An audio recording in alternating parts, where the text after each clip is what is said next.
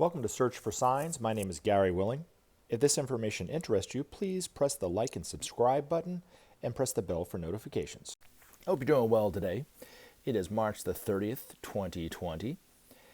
And I hope you are taking care of yourself and looking after each other because we have to get through this whole thing together. Now, I'll remind you again, if you're interested, if you would like to send me a question, you can send it to me via a comment on, you can post your question as a comment on one of my videos and I'll do my best to answer it. Or you can email me directly at searchforsigns@mail.com, and I have the email in the description of my videos. Now, let's get into it. Now, I had an epiphany the other day, and this one actually is, I think, quite extraordinary. And this is how it goes. You can't wipe your ass with a brand new television set. Now, if I have to break it down like a fraction, I think that where we're headed as a people is really, what is really that valuable to us? Is it a brand new television set that we have to put on a credit card, or is it the basic essentials like food, shelter, clothing, that kind of stuff, toilet paper, because look kind of awkward with a widescreen, 60-inch TV, and you're wiping your buttocks on it in the bathroom, Yeah, anyway, now,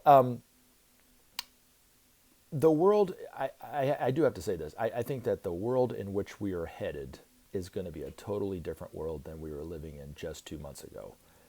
I think the way that we were operating and living is in the past. Now, that's not entirely a bad thing. I do think it's going to get rough for a while. I do think that, this virus is dangerous, and I do think the economy is going to hit people really, really hurts. But in the end, we have a choice to make. And we've talked about it on this channel a lot, that the choice is humanity's. The future of all our, ancestors is really in our hands right now.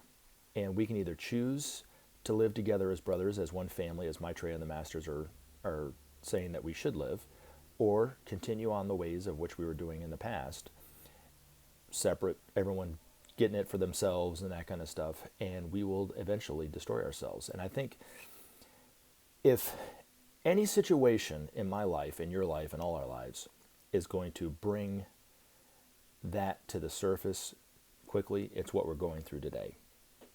Now, I am hopeful that humanity will make the right decision. Maitreya would say he already knows the answer, and our answer makes him glad, because he knows the hearts and minds of humanity better than any one of us, and he knows that the hearts of humanity are sound. We all want unity in our hearts. Deep in our hearts, we want unity. We want peace. We might not think about it. We might not intellectually believe it, but not many babies come out of the womb already violent, so it's a learned behavior. Now, of course, the Masters will be teaching us how to live harmlessly. They'll be teaching us how to live a life, how to build structures that support everyone. We don't have to worry so much about how to get it done as just worry about the willingness to get it done, if that makes any sense. So, like, for instance, peace. The pathway to peace is clear. Without sharing, there could be no justice. Without justice, there could be no peace. Without peace, there could be no future. And when somebody who's of a fundamentalist Christian slant views Maitreya as the Antichrist, that's the one thing that they always say, that they refer to in Revelations, that, the beast will come out and promise peace and blah, blah, blah, blah, blah. Maitreya is not promising peace. Well, he's not the Antichrist, but he's not promising peace. What he's saying is that peace is possible only through sharing the world's resources. So, in a very real sense, I guess my opinion and Maitreya's opinion and Benjamin Creme's opinion of humanity is higher than most fundamentalist Christians have of humanity. They don't think peace is even possible, I bet. And that's the reason why they think, it's a lie. There's no way. Well, if it, just because it's never happened before doesn't mean it's never going to happen. And, if we were to go back to March of last year and somebody were to say, this is what's going to go down. There's going to be a virus, a pandemic that's going to totally shut down the planet economically and all restaurants would be closed for inside seating, and all the major sporting events would be shut down, and all large gatherings and concerts and everything shut down. Nobody would have believed it. There might have been a few, but you know, so to say that it's never happened before, that it will never happen, we're kind of way beyond that point now. Now, the other thing I want to point out, and there's a couple of things I want to talk about in this video, but the masters will tell you that, and this is coming from Benjamin Creme's master, that fear and joy are equally infectious. So given that we're in the middle of a pandemic, talking about infections and, what need to wash your hands, or you could get sick, or don't touch your face and stuff, which is important, right?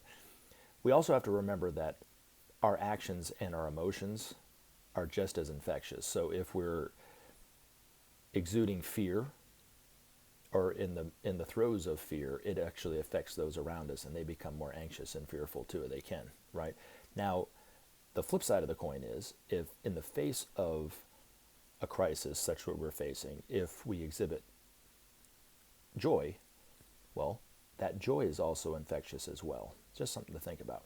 And then the other thing, this is also coming from Benjamin Creme's master, but if you have children that are with you at this time, and you've got a lot of concerns and this, that, and the other, this is something to think about as well. But it says, many approach the future with fear, knowing little of the glory which awaits them. For them naught beckons but bleak destruction. Show them that the future of man will be wonderful to behold, holding as it does the promise of revealed divinity. Trust is not easily engendered, but the light of joy will prove the best ambassador. Teach the young to express the joy which is their birthright, and place not upon tender hearts the weight of guilt and fear. Thus will be born a generation of joyous servers of the race. And that's coming from Benjamin Creme's master. Now, I wanted to shift gears a little bit. Somebody asked me the other day if I could talk a little bit about transmission meditation. And I will try to give a transmission meditation talk in 10 minutes, like the elevator talk, like you're staying in an elevator and somebody asks you about transmission meditation, you only have just a few minutes to talk about it. I'll try. It's not an easy topic for me to try to condense, but transmission meditation is a meditation. It's supposed to be done in a group of people of 3 or more, because the energies of the future, the energies of Aquarius, can only be accessed as a group, not as individuals. So the energies of Aquarius are synthesis, brotherhood, cooperation, and we'll start to see more groups coming together to solve the problems of the world versus just a powerful individual like they were in the past. So this meditation was introduced by Benjamin Creme from his master. So it was his master that was the one that introduced it to the world, but through Benjamin Creme back in the 70s. And it's a very simple meditation. It can be done by anybody above the age of 12. So it's not advised to have somebody under 12 actually do it. They're just not, their centers, their chakras in their body aren't developed enough to handle this kind of energy. But it's a simple meditation, and it can be done for anywhere from 20 to 30 minutes to an hour to 2 hours to 3 hours. Just depends on how long you need to do it. And the longer you do it, the better. I would say probably up to about 2 or 3 hours is probably the max that you should do per day. Maybe a couple, 3 times a week would be great. And there are groups all over the world that do this. But you sit down, and there's not really much that goes on other than at the very beginning, the group sounds the great invocation, which the great invocation was given by Maitreya through Alice Bailey back in the 40s. And it's an ancient mantra that the Christ himself says every day. And it goes like this. It says, from the point of light within the mind of God, let light stream forth into the minds of men. Let light descend on earth. From the point of love within the heart of God, let love stream forth into the hearts of men. May Christ return to earth. From the center, where the will of God is known, let the purpose guide the little wills of men, the purpose which the masters know and serve. From the center, which we call the race of men, let the plan of love and light work out, and may it seal the door where evil dwells. Let light, love, and power restore the plan on earth. So the group says this aloud together, and then after that, they basically are sitting there silently in their chairs, trying to keep their attention high. And by attention high means right between the eyebrows at the ajna center, which is not the third eye, but it's the chakra in between the eyebrows. And by doing that, the person can create an alignment with their own soul. And so it's advised to keep your attention high all the time. So rather than being thrown hither and yon with our emotions, which we all have a tendency to do, because that's where the seat of the majority of us attention is, naturally, is in our emotional body. It's advised to start to think consciously about moving your attention in between the eyebrows, and then you become more of a creative force than just a reactionary emotional being. And so doing this transmission meditation, you keep your attention in between the eyebrows by silently thinking the word Om. Om. So when you find your attention dropping to the emotions, you'll think the Om, and it naturally brings your attention back up to the ajna center. And you can do that as many times as you need to keep your attention high, because you'll find that you'll sit there and you'll start thinking about how tired you are, or man, I wish I was just watching TV right now, or whatever. And then that's kind of the rumination of your emotional body. You start to think that Om, it brings your attention, it centers you. So what happens, the purpose of transmission meditation is these energies that are coming from very, very high sources through our sun, it's stepped down, and then through our planetary hierarchy, the Masters of Wisdom, it's stepped down a little bit far, a little bit more. And then it can be stepped down an extra step by doing transmission meditation as a group. So these masters will send this high spiritual energy, and it's sent it through the group. It's potentized by the science of triangles. So the more triangles you have, the more energy they can send through the group.